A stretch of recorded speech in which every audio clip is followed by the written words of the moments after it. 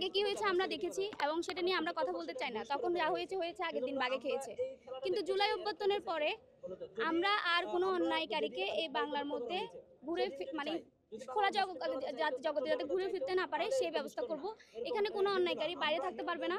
অন্যায়কারী যথাযথ ব্যবস্থা নিতে হবে। যেখানে আমাদের আলিফ ভাই একজন অ্যাডভোকেট, একজন যোদ্ধা, একজন ছাত্র, তাকে হত্যা করা হয়েছে জনসম্মুখে, এবং সেটাই হয়েছে ইসকনের মুখপাত্র চিন্ময় দাসের নেতৃত্বে।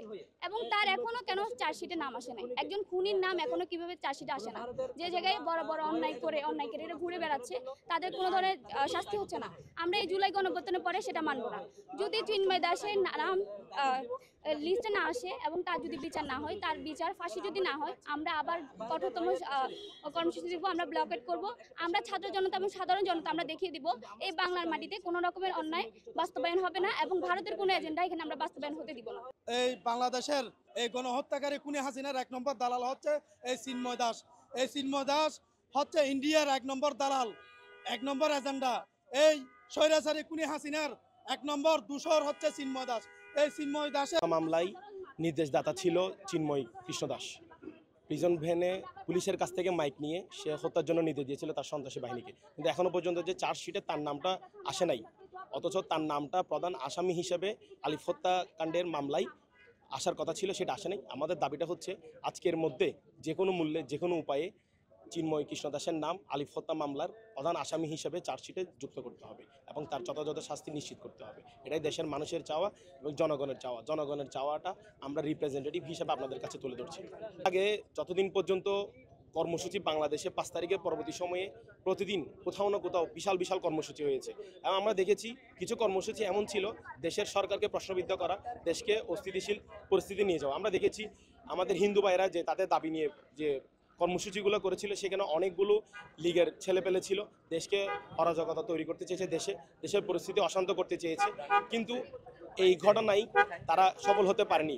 এখন আমরা দেখতে পাচ্ছি ভারতের চাপে, ভারতীয় র এজেন্টের চাপে, ভারতের সরকারের চাপে দেশের সঠিক প্যাড আর সঠিক তথ্য দিয়ে ইস্যু সামলে নিব এক হয়ে। Monalisa sanitary napkin.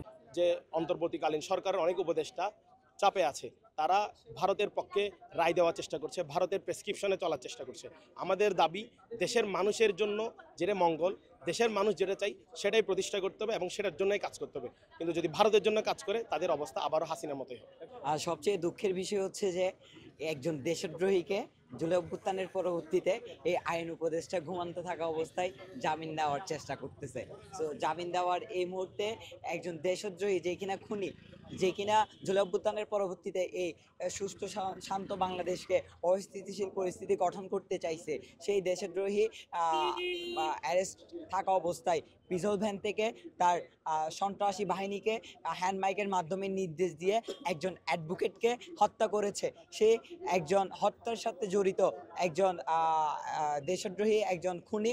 আজকে কিনা জুলাই অভ্যুত্থানের পরবর্তীতে হত্যার 5 মাস পর চার্জশিট হওয়া তো দূরের কথা, এখন সেই কিনা জামিনের আওতায় চলে আসবে।